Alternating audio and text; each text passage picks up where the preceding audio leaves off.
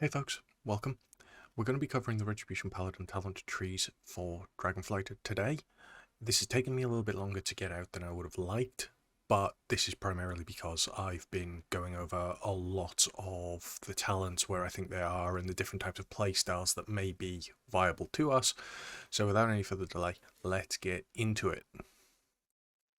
So then, on screen, thanks to Wowhead's talent calculator, we now have the Retribution Paladin tree up. You'll also see that, for those of you that are a little bit unfamiliar, you also have a class tree. So you have the Paladin unique tree to the left, and then you have Retribution's own unique tree. And once you hit level 10, and every level thereafter until cap, you will get 1 point each for each tree alternating every level. So you can see here required level 10 and required level 11 before you can get your first point for the ret tree, which will be interesting, but let's get into it. We'll start with the class tree, we'll break that down, and then we will break into the Retribution talent tree. There will be timestamps below, so don't worry about that.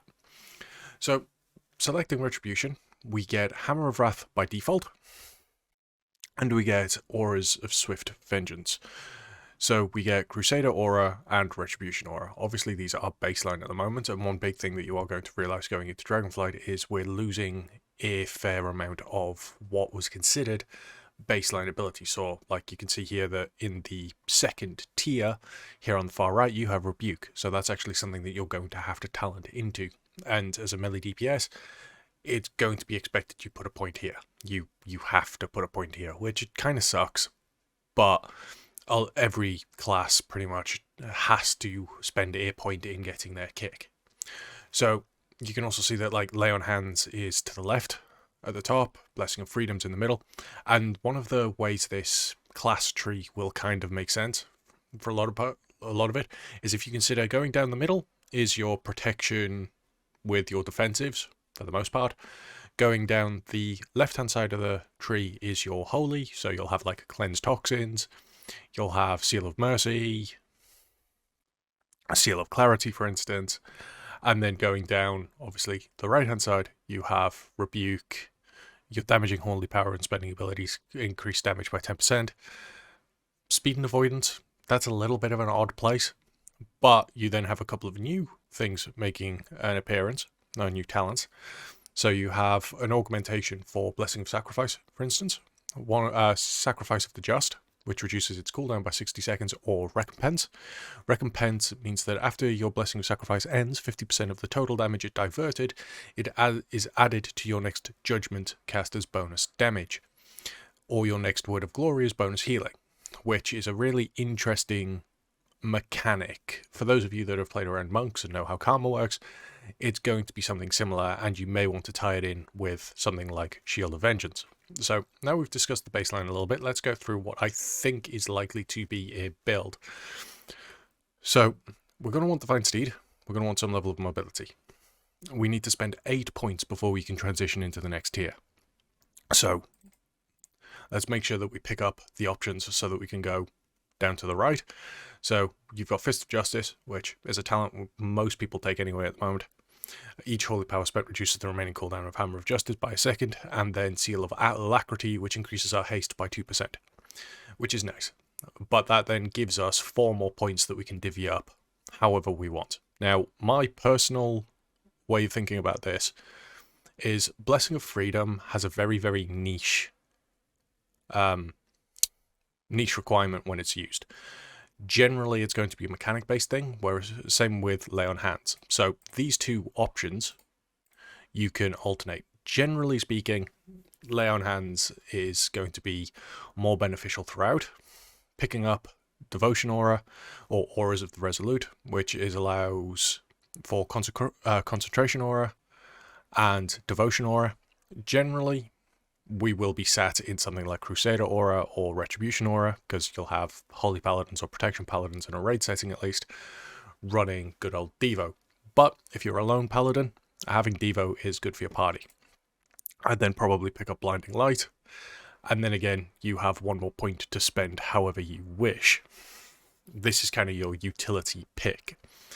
So you can either go with an extra steed, your Blessing of Freedom, or if you're in a dungeon or an environment that is heavy on poison and disease effects, cleanse toxins may help the group out. Because remember, a DPS with a cleanse is always handy.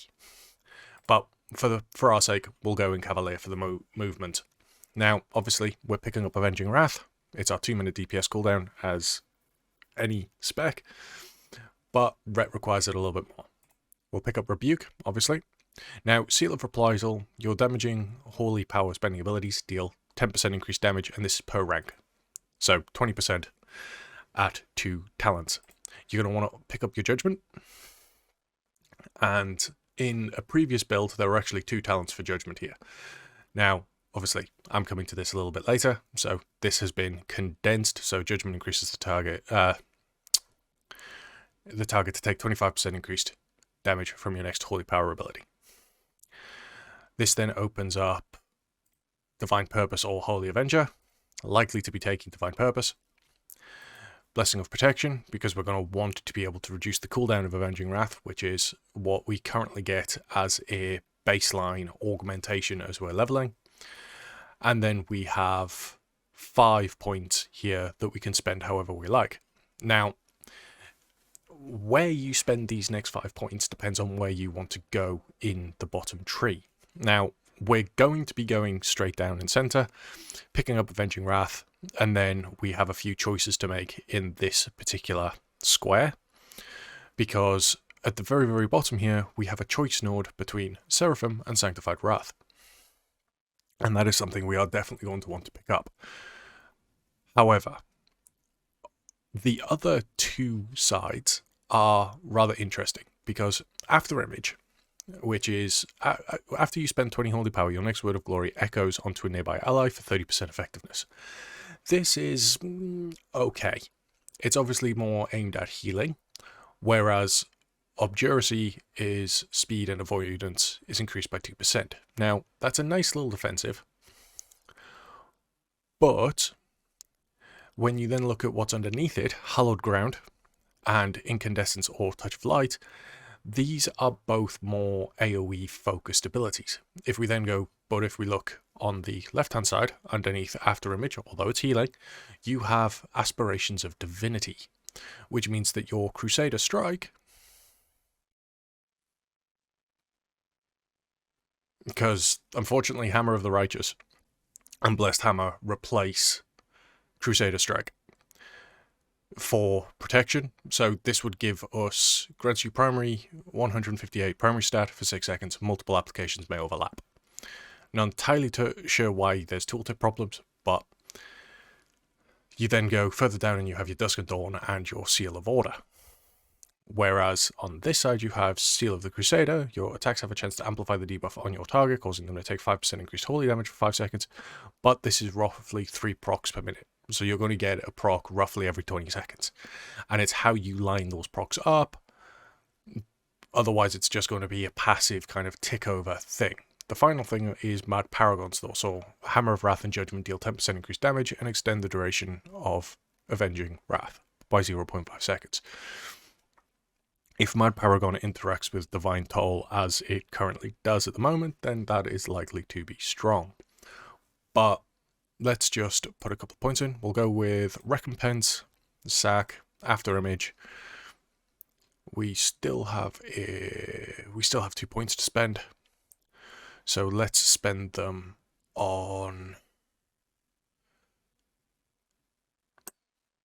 increasing the duration of Divine Steed. There we go. Now, we'll pick up Aspirations of Divinity, so our Crusader Strike now also grants us 158 of our primary stat. You can see here that the tooltip has adjusted.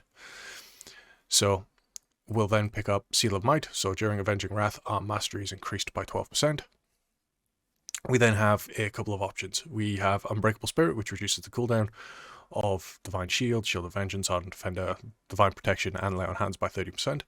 So pretty much the same as it does currently in live. And then we will pick Sanctified Wrath rather than Seraphim. The reason I say that is because there is the ability to get Seraphim anyway, because Ashes to Ashes is a thing. And we're going to want a longer Avenging Wrath, and it causes our Judgment to generate 1 additional Holy Power, which is quite nice. Now, we have 3 talents? 2 talents? 2 talents available to us. Do the math. Which then allows us to go into Dusk and Dawn and Seal of Order. Now, Seal of Order, of Dusk and Dawn, which is a legendary that no one's really used this expansion. There was a point where it was simming really, really well for Retribution, but for those of you that don't know what it does, when you reach 5 Holy Power, you gain Blessing of Dawn. When you reach 0 Holy Power, you gain Blessing of Dusk. Blessing of Dawn increases the damage and healing you do by 6% for 12 seconds, and Blessing of Dusk reduces the damage you take by 4% for 12 seconds. With Seal of Order, that's further augmented, so in the Dawn, your Holy Power spending abilities deal 10% increased damage and healing, and in the Dusk, your armor is increased by 10% and your Flash of Light heals for 10% more. So it doubles down on during the Blessing of Dawn, you are doing more damage, and during the Blessing of Dusk, you are taking less damage. Specifically physical, it's doubling down on, because obviously armor reduces the amount of physical damage you take, but the increased healing to Flash of Light can be beneficial, depending on which talents you choose over this end, primarily the choice between Selfless Healer and Healing Hands. Although Healing Hands would benefit very, very strongly to Afterimage, assuming that you can do it on a low health target. So it will give us some options. Now, this is assuming probably a single target class build, like say a raiding setting. Alternatively, you could drop those points from Afterimage. You do lose the primary stat from Crusader Strike, but generally speaking, in a Mythic Plus setting perhaps, you may want to go down this route where Incandescence, or you have a choice between Incandescence, which each holy power you spend has a 5% chance to cause your consecration to flare up, dealing medium holy damage to up to 5 enemies standing within it. Now, dealing medium damage, we don't quite know what that means in terms of tuning, and is obviously going to be a tuning knob. But if we assume that it's just going to flare up and do a reasonable amount of damage, we'll say, I don't know, maybe a Divine Storm level of damage, then it can be quite strong. But then you also have Touch of Light. Your spells and abilities have a chance to cause your target to erupt in blinding light, dealing 480 damage or healing to an ally for 560 health. So you can either damage enemies or it might heal your tank. And again, roughly 3 procs per minute. So it's got the same proc rate as Seal of the Crusader. Now, if you're going this build, I'd assume that you're likely to have a similar situation of wanting to buff your consecration damage, which would mean that you'd probably want to go Hallowed Ground as well. And then, or if you're not too fussed about buffing consecration's damage, and you've picked up Seal of the Crusader, you could pick up Mad Paragon, which obviously will depend on its interactions with Divine Toll. But this could be seen as more your AoE-ish build as you're going into things. So we'll leave it set like this for now, and we'll go into the Ret Tree itself. And then we'll just revise this bottom section as we get to the various Ret builds. So, obviously, Blade of Justice, and then this is where we start splitting down the path quite quickly. To the left-hand side, generally speaking, is going to be a lot of your AoE talents, or AoE augmentations, with the right-hand side being more single target. There are a few exceptions to that, such as Exorcism can arguably be taken as a single target talent. Righteous Verdict is definitely single target talent. But then on the right hand side you have Imperium Power, Verse Fires of Justice, Choice Node. Imperium Power, as you know, augments Divine Storm, which is definitely AoE. And then you have Tempest of the Lightbringer, which, as we know, we've been running as a legendary for the majority of Shadowlands. Divine Storm projects an additional wave of light, striking enemies up to 20 yards in front of you for 20% of the damage of Divine Storm's damage. And the middle is kind of your in-between, like you have Wake of Ashes leading into Execution Sentence, leading into Executioner's Will. Now, Executioner's Will means Templar's Verdict extends the duration of your active execution sentence on the target by a second. The remaining duration of active execution sentence cannot exceed 8 seconds. This means that you could potentially have a 16-second window of building into an execution sentence. That is obviously going to be during Wings windows, lining up all your CDs, and obviously making full use of things like Wake of Ashes, generating its 3 holy power, and probably some RNG as well. Because we do have some legendaries accessed to us. So, picking up Art of War, because that's a no-brainer. Picking up Divine Storm as well, again, no-brainer. Then we start having a few choices. You have Swift Crusader, which further augments your haste by 2%. So this means that Retribution Paladins would get basically a 4% haste for very little effort. But for now, Timely Judgment, reduce the cooldown of Judgment by 1%, and give Crusader Strike a second charge. We're probably going to want Holy Blade. Blade of Justice generates a 1 additional holy power, and we now have 2 points to spend before we transition into the next thing. We have a choice between Condemning Blade, increases the critical strike chance of your Blade of Justice by 5%. We have obviously the 2% haste in Swift Crusader, Shield of Vengeance, High Lord's Judgment, which increases the damage dealt by Judgment by 10%, or we have Expurgation. Your Blade of Justice crit hits cause the target to burn for 20% of the damage dealt for 2 seconds for 6 seconds, which is currently a conduit. So these 2 points probably going to end up putting it there and in Expurgation for the time being. And I'll explain why in a moment, because we are treating this as though this is the Consecration build. So by getting Expurgation, we get the ability to use Consecrated Blade. We could have taken it going from Shield of Vengeance, but we also want Blade of Wrath. Now, Blade of Wrath, as we know, Art of War resets the cooldown of Blade of Justice 100% more often and increases its damage by 25%. So we're going to pick that up. We're then going to pick up Imperium Power. And then we're going to pick up Tempest of the Lightbringer. So we've got these. We're then going to come down and pick up High Lord's Judgment. The Calm Before the Storm. Enemies hit by your Divine Storm take 50% more damage from your Consecration for 8 seconds. And then you're going to pick Consecrated Ground. Your Consecration is 15% larger, and enemies within it have 50% reduced movement speed. Now we have a few options. We have 6 points to spend before we go into the next tier, and obviously we need to pick up one of these final nodes. Now, Consecrated Blade, Blade of Justice casts with Art of War, shatters the earth while emerging, casting Consecration on the target's location. The limit on Consecration does not apply to this effect. Now, this wording implies that you can overlap multiple consecrations. Our consecration that we cast is limited to 1 cast. If we cast it again, it will override. However, if you get a chain of Art of War procs, you can have multiple consecrations out at any given time, which means that you then start spiraling with things like Calm Before the Storm, Incandescence, and you start being able to truck out damage.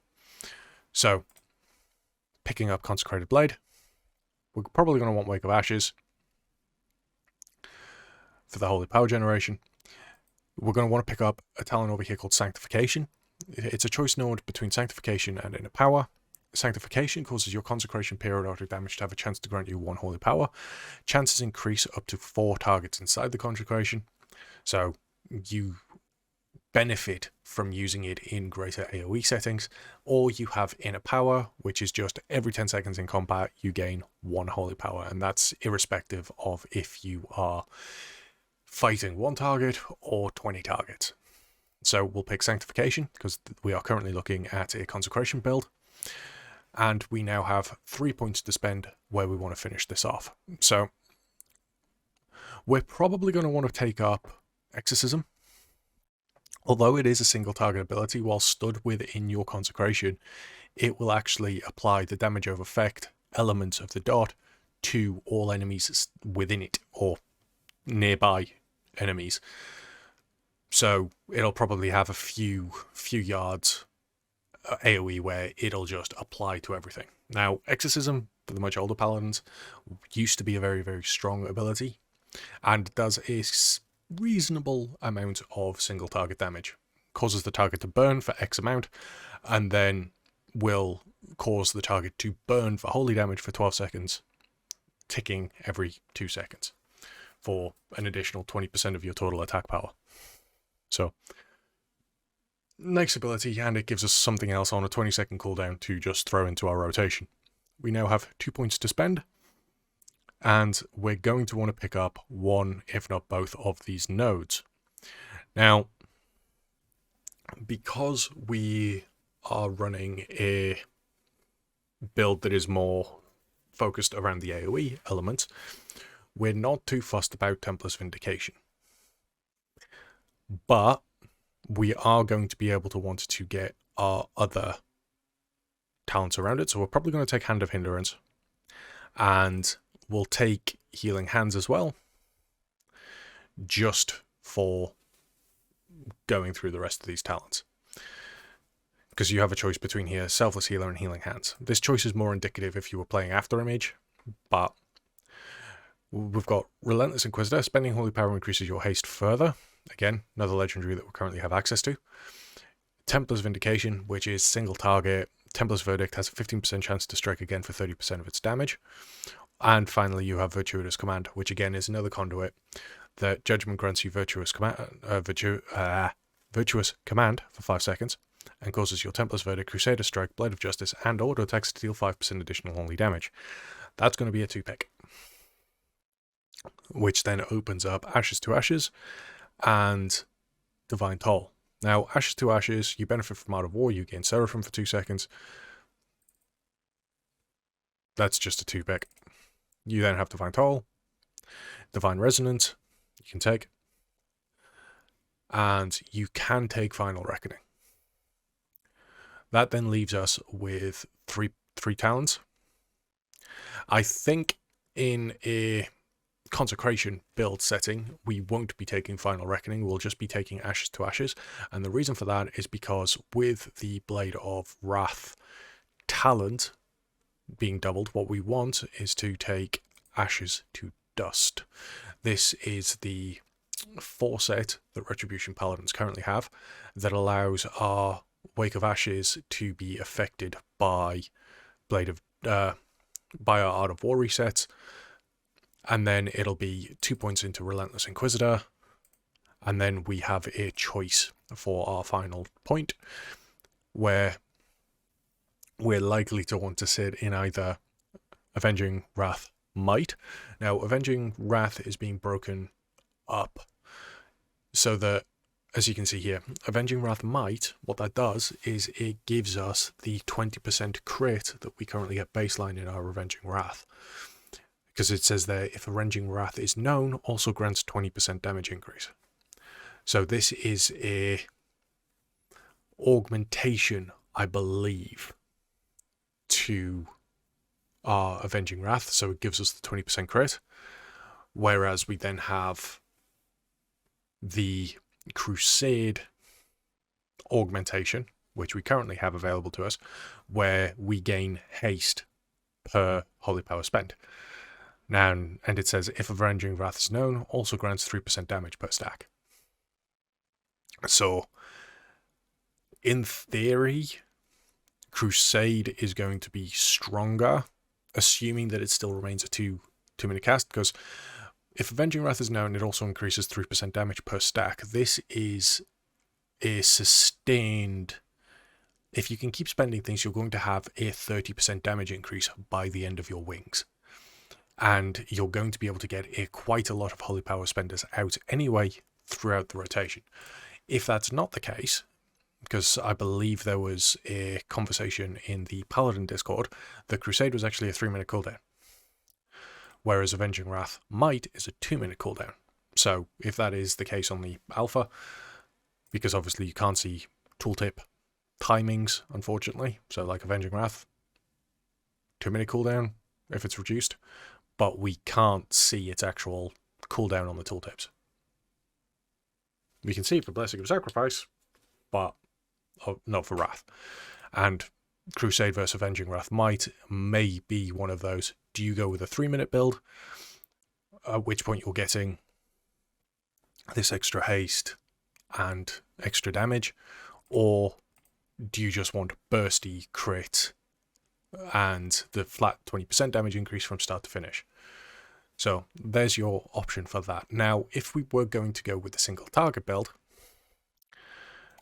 which, as I said, may look something like this, then from a Ret Paladin point of view, we're likely to be picking up something like this, because Zeal is available to us. You have Boundless Judgment. Your Judgment has a 25% chance to chain to nearby allies, or you have Zeal, which Judgment empowers you with Holy Zeal, causing your next 3 auto attacks to occur 30% faster and deal additional damage, which isn't anything new and something we already have.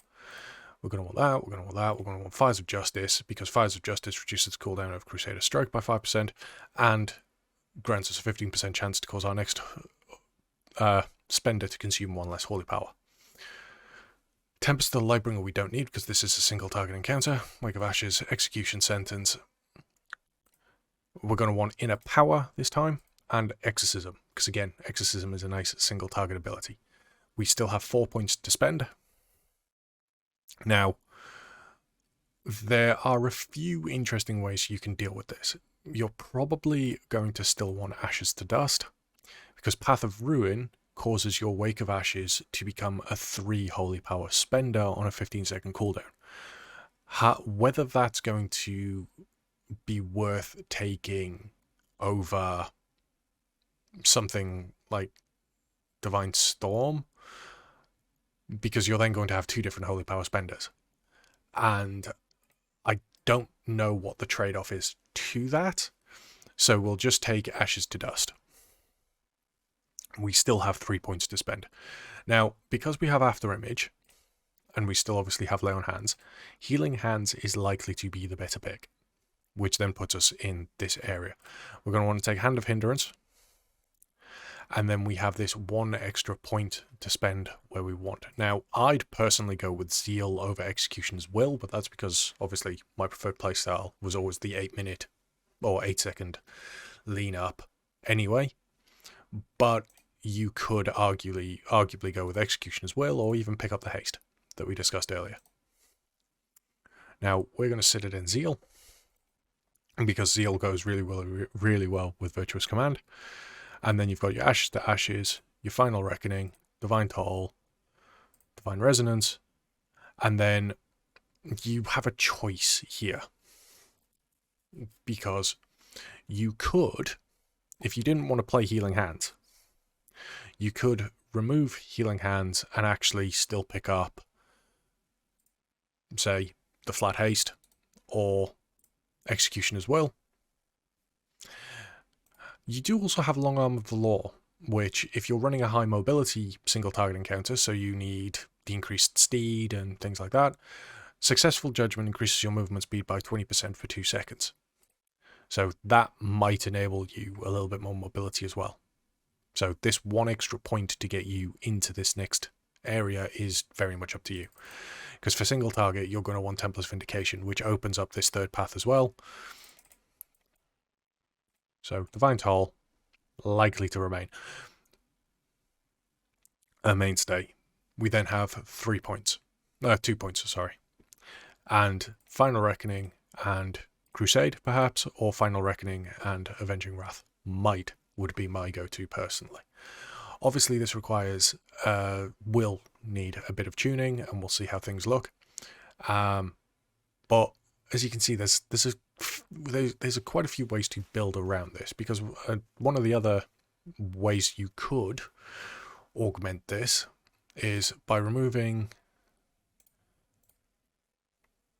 Exorcism and picking up something like Last Rites and Deemed Unworthy, which augments your judgment.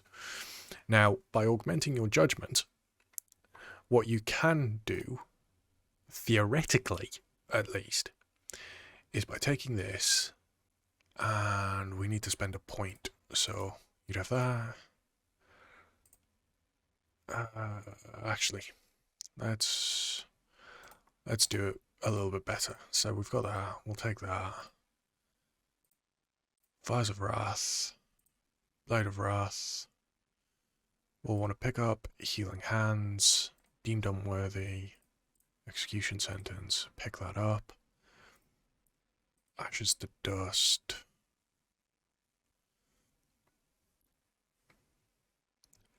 Hand of Hindrance.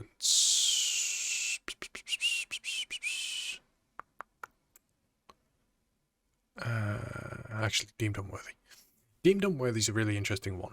And the reason I'm kind of playing around with it, because every third judgment also increases your holy damage done to the target by 4% for 8 seconds. Now, if you were going to do that, you could line it up so that you have 8 seconds to push into your execution window.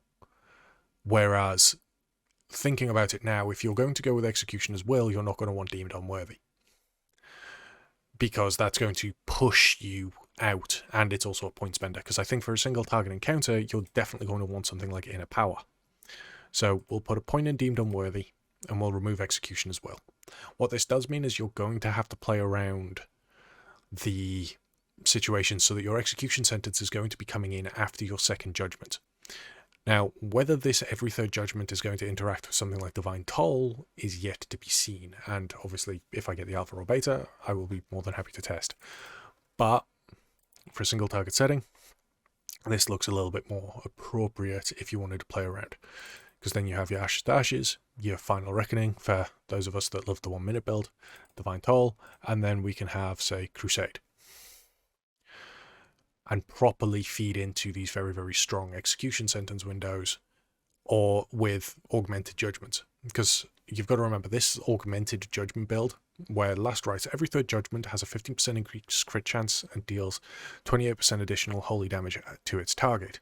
Paired with Recompense, and the amount of damage that you redistribute or absorb from the tank, you could, in theory, have some very, very meaty judgments. This might see more use in a PvP setting, or in the occasional Mythic Plus for kind of meme stuff, but all in all, the Retribution Paladin trees are interesting because they give us something to play around with and discuss. I'm not particularly keen on the idea that we're losing some of our base utility and it has to go into talents, like Cleanse Toxins, for instance.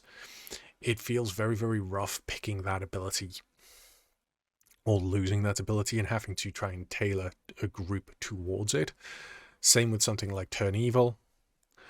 Now, how relevant Turn Evil might be in the next expansion will depend on the zones, because obviously Turn Evil works on undeads, aberrations, or demons. And as far as I'm aware, a lot of the content we're going to be fighting is actually going to be elementals, humanoids, and things like that. So you may actually see an option from Blinding Light to no, name of the ability, Repentance. That's the one. Thank you. So the ability to pre-save a lot of these is going to be vital, and it's going to be a lot of how you play Ret is going to be based on the people you play with, I think. But the talent trees as a whole, good fun. They're promising, and I'm looking forward to seeing the further iterations that are undoubtedly going to happen in the lead up to the beta and Dragonflight's release later in the year. Hopefully you guys have liked this video. If you've got any comments, questions, or ideas below, please do comment and I'll get back to you as soon as I can. In the meantime though, hope you have a wonderful day and a wonderful weekend. Catch you later folks. Have a good one.